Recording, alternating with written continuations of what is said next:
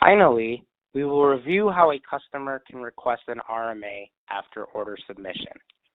If a customer needs an RMA, TAC or a partner will create the RMA in sort. Cisco will then utilize the claimed defective serial number to identify the smart account. Next, Cisco will ship the RMA and provision it to the customer network. The customer will then be responsible for logging into vManage and manually clicking sync in order to sync their products. For on-prem or self-hosted vManage, the customer or partner needs to log into PMP, download the new SN file, and add it to the on-prem vManage.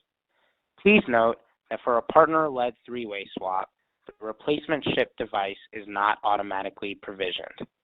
Once the replacement is shipped, the data is captured in C3 and updated. It is then passed along to supply chain.